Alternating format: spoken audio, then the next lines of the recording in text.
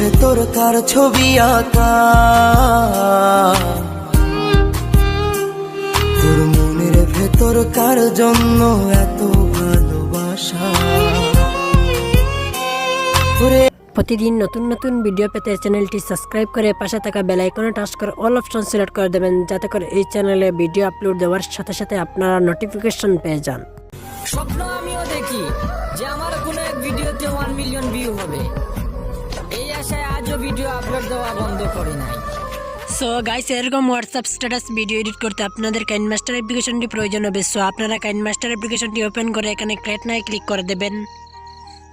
তারপরে এখানে 1:1 এই রেশিওটা সিলেক্ট করে নেক্সটে ক্লিক করে দেবেন। তারপরে আপনাদের গ্যালারি ওপেন হবে।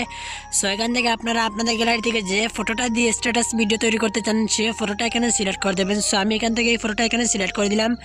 তারপরে কী করবেন, এখানে টাচ করবেন। তারপরে টাইমলাইনটি 15 সেকেন্ড অবধি লম্বা করে দেবেন। আপনার স্ট্যাটাস ভিডিওটি যত সেকেন্ড লম্বা করতে চান তত সেকেন্ড দিয়ে দেবেন।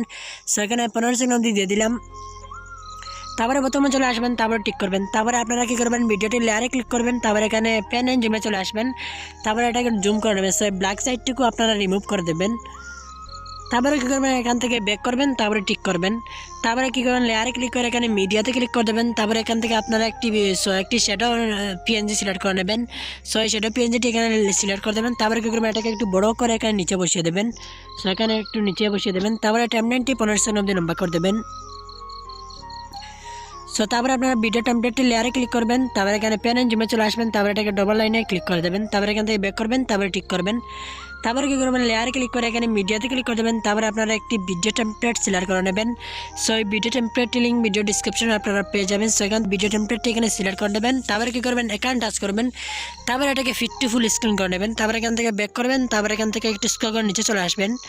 নিচে এসে এখানে ব্লেন্ডিংয়ে টাচ করবেন। তারপরে এটাকে স্ক্যান করে দেবেন। তারপরে এখান থেকে ব্যাক করবেন। তারপরে টিক করবেন। তারপরে আবার লেয়ারে ক্লিক করে এখানে মিডিয়াতে ক্লিক করে দেবেন। তারপরে আপনারা আরেকটি ভিডিও টেমপ্লেট সিলেক্ট করে নেবেন। সো এই ভিডিও টেমপ্লেটটি লিঙ্ক ভিডিও ডিসক্রিপশনে আপনারা পেয়ে যাবেন। সো এই ভিডিও টেমপ্লেটটি এখানে সিলেক্ট করে দেবেন। তারপরে এখানে টাচ করবেন। তারপরে এটাকে ফিট টু ফুল স্ক্রিন করে নেবেন। তারপরে এখান থেকে ব্যাক করবেন। তারপরে এখান থেকে একটু স্ক্রল করে আবার ব্লেন্ডিংয়ে চলে আসবেন। তারপরে এটাকে স্ক্যান করে দেবেন। তারপরে এখান থেকে এখানে লেয়ারে ক্লিক করে এখানে মিডিয়াতে ক্লিক করে দেবেন। তারপরে আপনারা একটি বর্ডার পিএনজি সিলেক্ট করে নেবেন। সো বর্ডার পিএনজিটি লিঙ্ক ভিডিও ডিসক্রিপশনে আপনারা পেয়ে যাবেন। সো বর্ডার পিএনজিটি এখানে সিলেক্ট করে দেবেন। তারপরে এখানে টাচ করবেন। তারপরে এটাকে ফিট টু ফুল স্ক্রিন করে নেবেন। তারপরে এখান থেকে ব্যাক করবেন। তারপরে টাইমলাইনটি 15 সেকেন্ড অবধি লম্বা করে দেবেন।